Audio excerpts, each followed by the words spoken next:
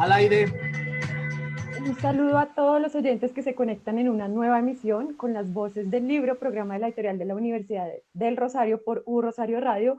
Mi nombre es Laura Ballesteros y les doy la bienvenida a una nueva emisión de este programa con la canción Orphans de la banda británica Coldplay. Y con esta canción de fondo lanzada en octubre de 2019, la cual hace parte del octavo álbum de estudio Everyday Life de la banda, le doy la bienvenida a nuestra panelista del día de hoy, Natalia Gómez. Natalia, bienvenida. Hola Laura, hola a todas las personas que nos están escuchando a través de la señal en vivo de U Rosario Radio y también a todas las personas que se están conectando el día de hoy en nuestro Facebook Live por medio del muro de la editorial de la Universidad del Rosario.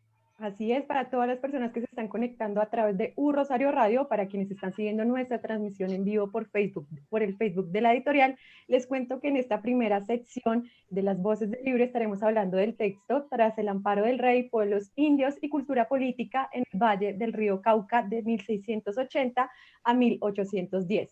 Para lo cual contaremos con la participación de Héctor Cuevas Arenas, autor del libro, quien además es doctor en Historia de los Andes por la Facultad Latinoamericana de Ciencias Sociales Flaxo, sede Ecuador, y quien actualmente es profesor de tiempo completo de la Universidad Santiago de Chile. Bienvenido, profesor. Bien, muchas gracias, Laura y Natalia. Un placer estar con ustedes y agradezco mucho la invitación que me hacen. Bueno, y antes de dar inicio a nuestra conversación del día de hoy sobre el libro Tras el amparo del rey, pueblos indios y cultura política en el Valle del Río Cauca de 1680 a 1810, le recuerdo a nuestros oyentes que nos pueden seguir en Instagram, Facebook y Twitter, donde nos encuentran como @editorialur, y que además pueden dejar sus comentarios y preguntas sobre el tema de hoy con el numeral UR y las voces del libro UR. Recuerden que la editorial de la Universidad del Rosario, más que academia, son múltiples formas de ver el mundo. Y bueno, profesor, yo quisiera entonces que ya entráramos en materia y empezáramos a hablar un poco del libro. Yo quisiera que empezara contándonos un poco sobre el libro. Sabemos que es el resultado de su investigación doctoral en Historia de los Andes y que podría integrarse dentro del estudio de la historia cultural política. Pero, ¿de dónde surge el interés investigativo por la época de 1680 a 1610? Principios principios del siglo XVII y finales del siglo XIX. No, finales del siglo XVII y principios del siglo XIX. Y específicamente también de dónde surgió el interés para hablar del Valle del Río del Cauca y por esta población, los pueblos indios. Bueno, es una pregunta bastante compleja, ¿no? Pero la podemos sintetizar básicamente en que pues, es un tema que llevo trabajando desde hace ya aproximadamente unos 15 años, 15, 17 años, y que parte de este problema de las identidades en un sistema social o en una sociedad muy variopinta, muy heterodoxa y heterogénea también, de lo que significó el cómo ser indios en un entorno donde el mestizaje era tan fuerte, y en más que el mestizaje, en el caso del Valle del Río Cauca, el mulataje, ¿no? Que es como lo que más ha llamado la atención, y en este sentido voy como por reivindicar la labor y la existencia de unos colectivos que tradicionalmente en la región han sido pues poco observados y poco trabajados, y por eso pues donde ha habido mucho más preguntas que respuestas. Entonces pues por un lado eso, y también pues también soy de ascendencia indígena por parte de padre. Por ejemplo, mi bisabuela era indígena, pero pues era un indígena que hablaba español, que se casó con un mulato y que era católica. Entonces, pues también como esas pequeñas coincidencias de historia familiar y de preocupaciones académicas, pues me llevaron a encontrarme con este tema, que básicamente es un encuentro que hace algunos años fue bastante fortuito, pero pues fue un agradable, como quien dice, un agradable encuentro, una agradable sorpresa haberme encontrado, porque pues me ha dado mucho para hablar en todos estos años. Entonces, no, muy bien, y porque uno tampoco conoce, o pues no es muy común que uno conozca su ascendencia, por lo menos respecto al mestizaje o algo, pues uno sabe que es mestizo, pero puede ser un compendio de un montón de cosas, pero en realidad no tiene una noción clara de dónde exactamente. Profesor, sí. Yo quería preguntarle precisamente sobre esa categoría que usted utiliza de indio. ¿sí? Mm. ¿Cómo más o menos usted define esta categoría dentro de la, pues como de toda la estructura narrativa y dentro del libro?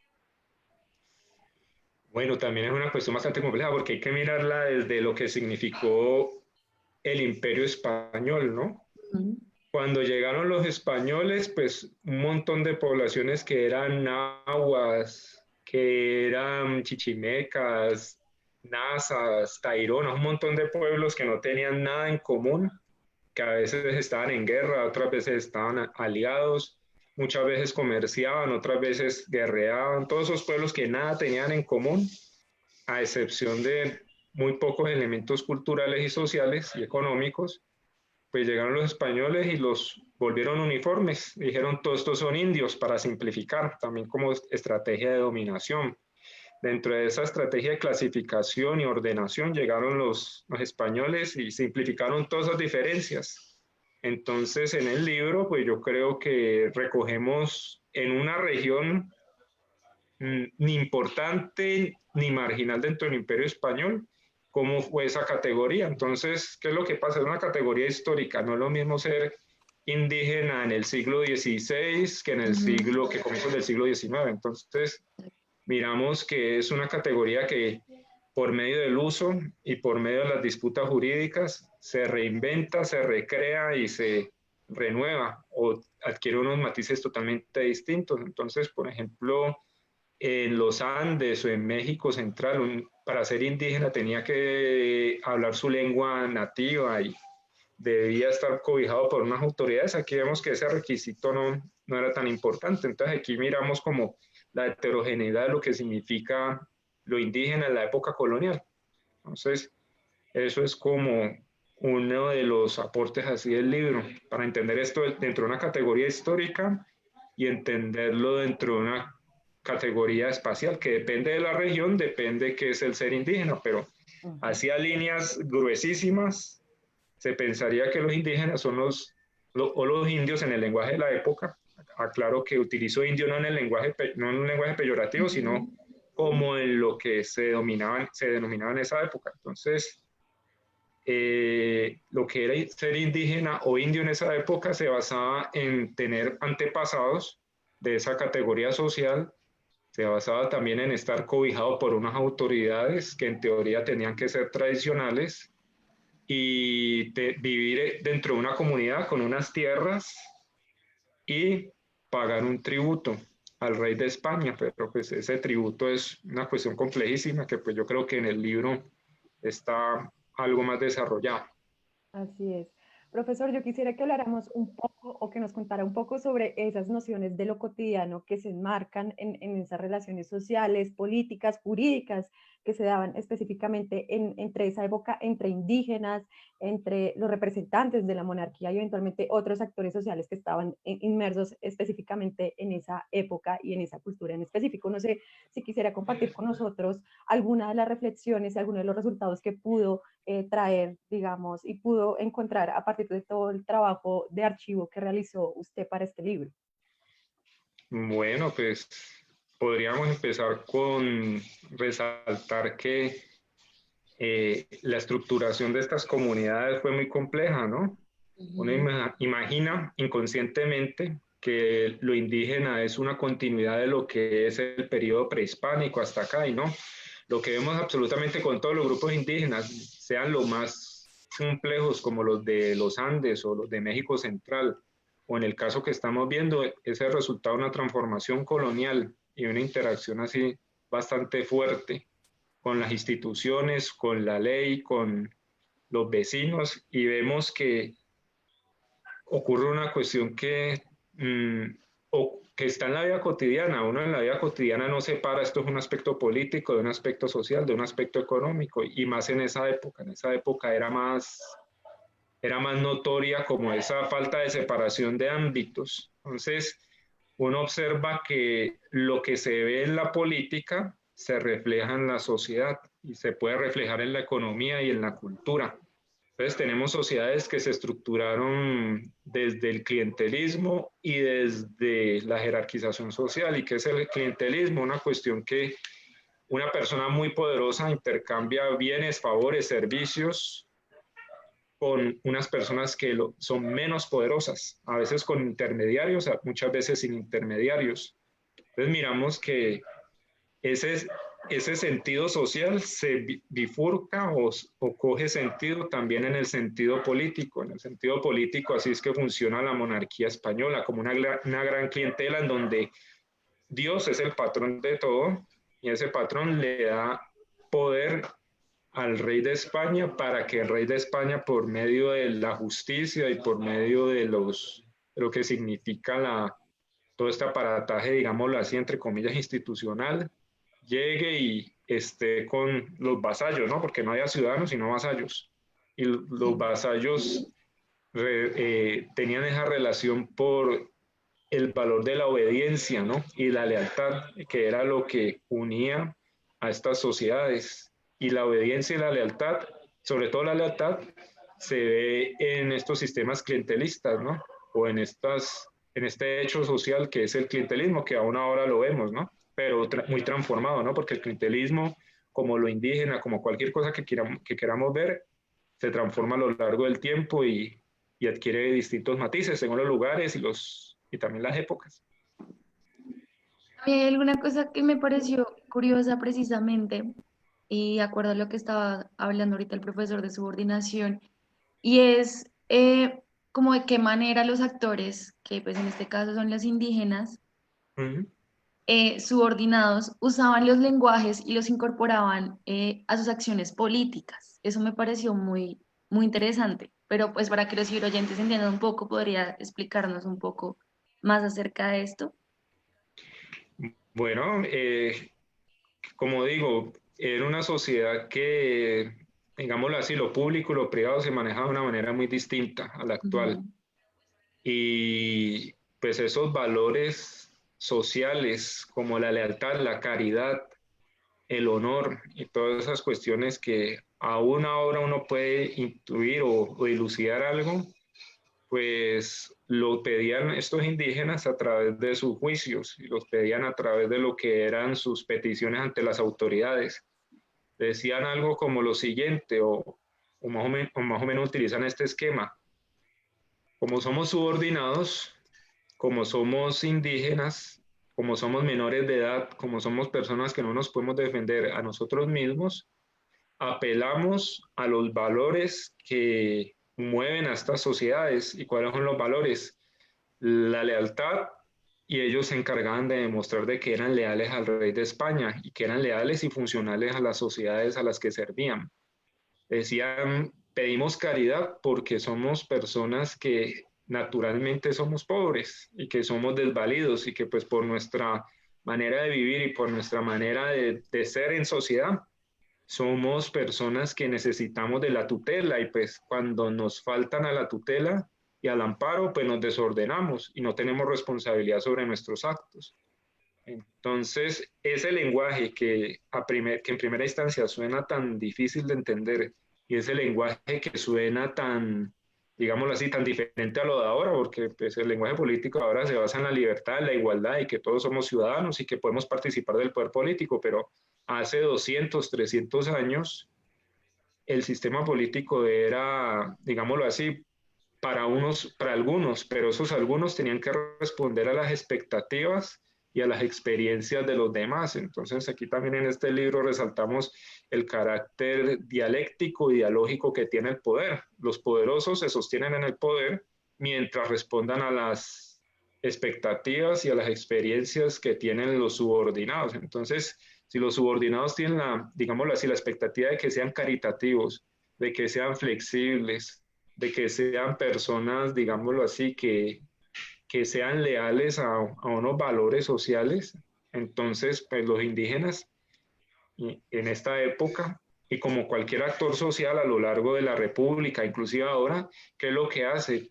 Dice, ojo, este orden social que se supone que es caritativo, que es justiciero y que le da a cada quien lo que merece, está desbaratado por las malas acciones de este señor que se ha encargado con su mala voluntad y con sus malos pareceres y con sus malos procederes en dañar ese orden. Entonces, ¿qué es lo que pasa? Como los indígenas no podían participar afuera de sus comunidades en el poder político, su manera de participar se radicaba en esto, en la denuncia y en los pleitos jurídicos. Era la manera que ellos tenían para expresar todas esas demandas y todas esas necesidades para llegar y pedir la salvaguardia de sus intereses.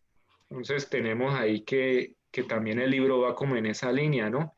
Dentro de ese lenguaje político tan diferente a lo que es ahora, vemos algo que todavía tiene la vigencia, que todas las personas llegan y se adaptan a los discursos políticos que tienen para pedir lo que creen que es justo y necesario para ellos.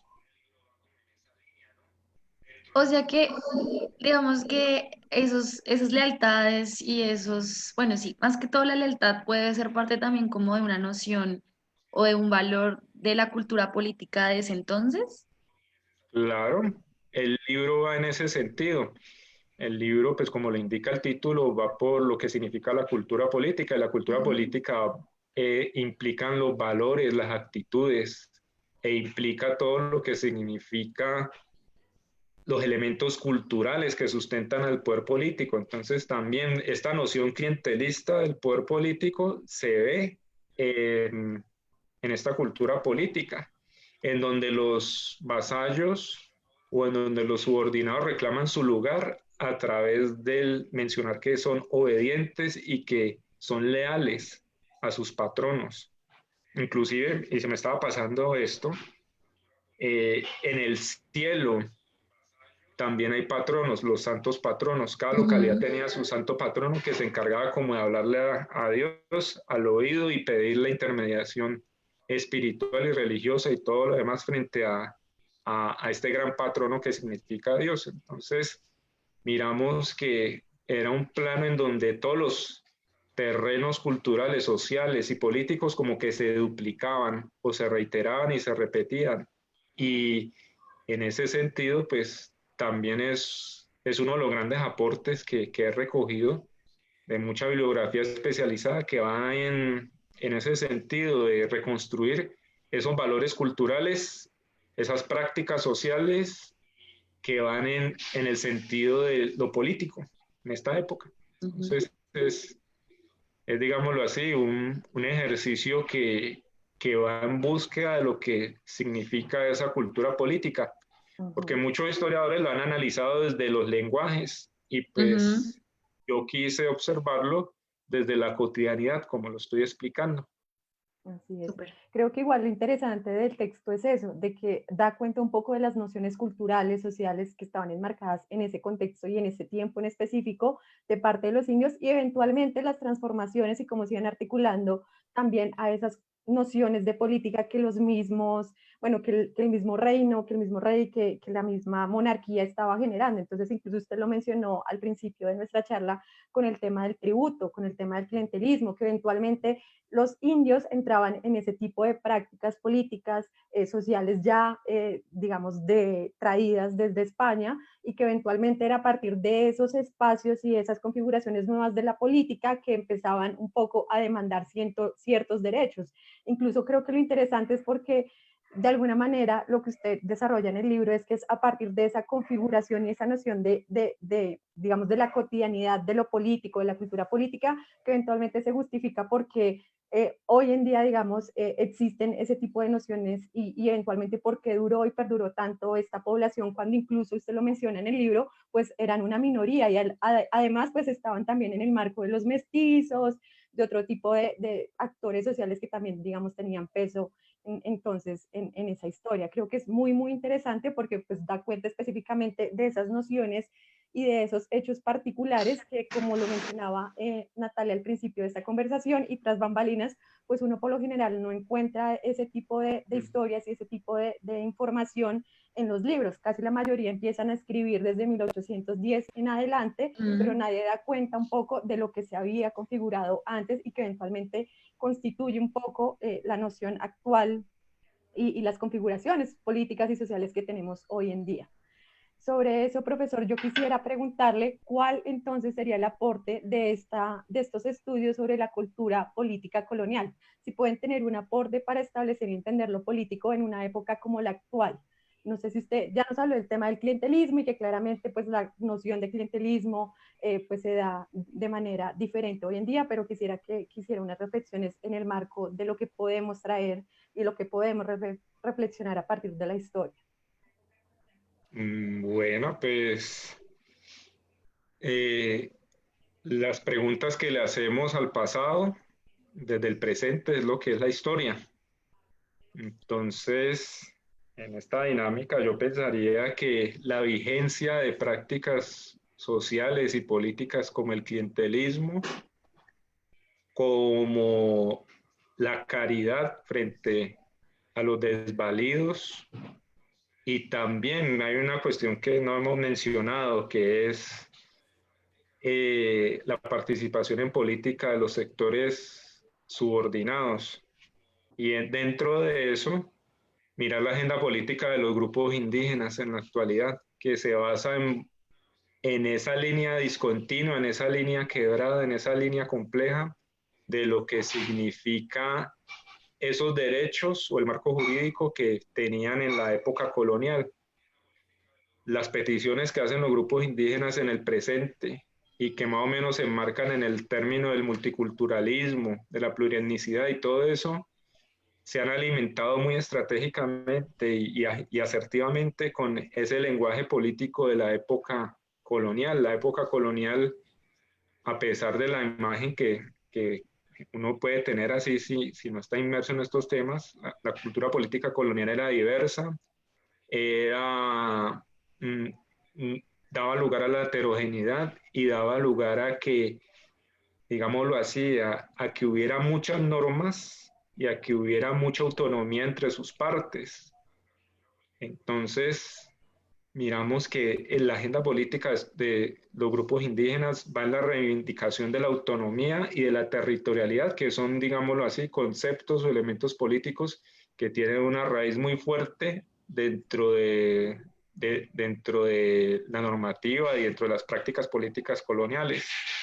Y ya en un plano un poco más académico, pensaría que este texto aporta en la línea de que, y por eso hay una cuestión que mencionaba Laura, que la mayoría de estudios de cultura política parten de 1810 hacia adelante, porque van en el sentido de la modernidad política, de que nada más se puede hablar de cultura política cuando hay un sistema político moderno.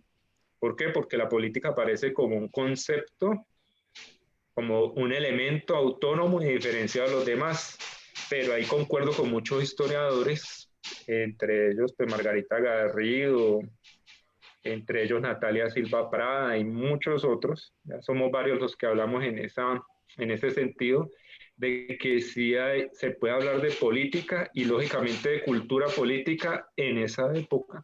¿Por qué? Porque hay una noción, ya sea de lo público, hay una noción del orden social, a pesar de que no se discuta, ¿no? En un orden social político, lo que importa, un orden social político moderno se sustenta en la discusión que haya sobre la sociedad. Está bien, estas sociedades no discutían el poder político, porque tenían ese concepto de la obediencia y la lealtad, y ya con eso, pues, se desligaban de muchas cosas, pero ellos opinaban, ellos construían el orden político, ellos hacían reaccionar al orden político y a los poderosos con sus peticiones, con sus demandas, y eso nos muestra de que sí existe, por lo tanto, una cultura política, una noción de ayudar a construir un cuerpo político, ayudar a construir una comunidad y de perpetuarla. Entonces, yo creo que en esos sentidos podríamos hablar de los aportes del libro y de mirar los matices y la complejidad de lo que significa lo colonial y las categorías coloniales en espacios y en tiempos definidos. Sí. Bueno, profe, ya se nos está acabando el tiempo, pero yo quería, pues, como 5 minuticos, pero yo quería no quería dejarlo ir sin que antes usted nos comentara sobre la metodología que utilizó para precisamente poder redactar el libro, porque supongo que fue una revisión muy consensuada de archivo, pero quisiera que le comentara rápidamente a los ciberoyentes cómo fue esta búsqueda dentro de estos papeles, que pues me parece muy emocionante también. Bueno, no, para mí también fue muy emocionante y pues dio oportunidad de conocer, por ejemplo, archivos en Ecuador, archivos en Popayán, archivos en Cali, en Buga, en Bogotá, y también la consulta de archivos en España, muy pocos, pero pues ahí pudimos conocer. ¿Cómo fue la metodología? Pues tuvo muchas metodologías, todas, casi todas cualitativas. Por ejemplo, en el segundo capítulo utilizamos una metodología que aborda más la cultura política desde lo lingüístico, Ujú. como un hecho lingüístico en que la gente llega, menciona y utiliza unos discursos. Entonces ahí pues llego y exploro por ejemplo cómo los indios se mencionaban a ellos mismos, cómo los mencionaban a ellos y sus enemigos, ¿no? Porque hay que ver que esta cuestión del orden social era un patrimonio de todos los actores apelaban a reconstruir un orden social desbaratado por el enemigo. Entonces, para reconstruirlo llegaban y mencionaban, esto es lo que pensamos de lo que debería ser un indio, de lo que debería ser un español, de lo que debería ser un juez, de lo que debería ser un cura. Entonces, a través de ahí reconstruí palabras básicas dentro de ese lenguaje político como indio, como vasallo, como bien común, como justicia y otras que son bastante estratégicas para entender ese orden político. Para el tercer capítulo, perdón, llegué y me dediqué a reconstruir todos esos tejidos sociales y esos tejidos de redes y relaciones cotidianas en los planos verticales, es decir, entre los caciques y los indios del común, y entre Ujú. los indígenas con los encomenderos, con los curas, con los jueces o con los vecinos más poderosos y también en el plano más horizontal, ¿no? En el plano entre los mismos indígenas, que es como la gran segunda rama de ese tercer capítulo. Ahí me dediqué a hacer como un ejercicio que va en pro de esta vida cotidiana, pero entendiéndolo dentro de la variable de la cultura política, ¿no? Y ahí venía la explicación que estaba ofreciendo de que estas personas, así como pensaban que habían patrones en el cielo, e intermediarios ejercían eso aquí en la Tierra, que era como el plano vertical. Ujú. Ya para el cuarto capítulo, sí, la metodología va un poco más hacia el análisis del hecho del tributo, es decir, ¿qué era el tributo? El tributo era el pago, pero no hay que entenderlo como el pago de impuestos que hay ahora, sino como algo más complejo en donde simboliza algo más allá de, de una experiencia totalmente económica, ¿no? O como uno lo ve ahora, yo pago mis impuestos para que hagan calles, de que haya salud y todo eso, ¿no? Esto tenía más elementos como emotivos y elementos más que yo creo que en el libro están bastante explícitos, pero que se pueden resumir de la siguiente manera. El tributo era como, digámoslo así, o se puede hacer la analogía en el siguiente sentido. Mm, por ejemplo, cuando uno da un regalo, uno está dando parte de sí y creando relaciones sociales Ujú. y está creando lealtad, está creando algo, ¿no? Por eso es que le dicen a uno pequeñito no le reciba cosas a gente desconocida, ¿no? Ujú. Porque está creando relaciones sociales, está creando obligaciones. Entonces, el tributo es, digámoslo así, va en este sentido entre que los indios dan obediencia, Ujú. dan lealtad, dan servicios a las comunidades de españoles y mestizos ahí y dan, digámoslo así, participan de la iglesia a cambio de que les respeten tierras, de que les den Ujú. justicia diferenciada y de que les den un tratamiento como menores de edad, que dentro de ese marco jurídico pues daba alguna ventaja. Entonces hay que entenderlo como que es un pago que es más simbólico, porque Ujú. los indios no pagan todo lo que reciben, Exacto. pero, pero Ujú. este sistema político que no es absolutamente económico o economicista como el de ahora, que se mide todo si las cuentas cuadran, ¿no? ahí pues creo que explicito que los indios nunca iban a poder pagar las tierras que disfrutaban, nunca iban a poder pagar la justicia que disfrutaban y nunca iban a poder disfrutar, nunca iban a pagar completamente el culto católico del que recibían. Entonces hay que entenderlo como dentro de esa dinámica así más holística, esa dinámica más compleja que simplemente el pago de unos tributos. ¿Listo?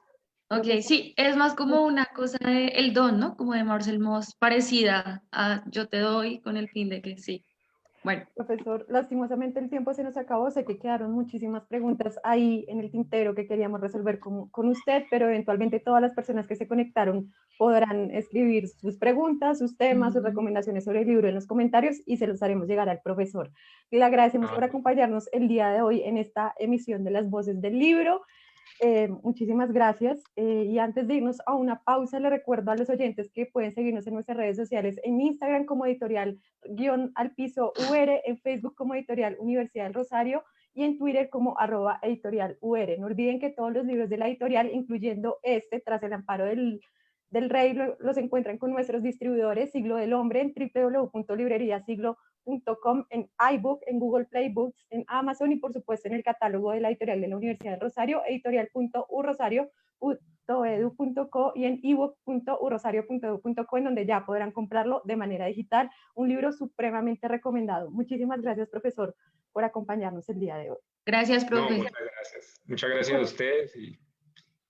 Y bueno, agradecer también a la Universidad del Rosario y a la Flaxo por haber dado el espacio para publicar el libro. Sí, y también agradezco a ustedes por la lectura juiciosa que hicieron.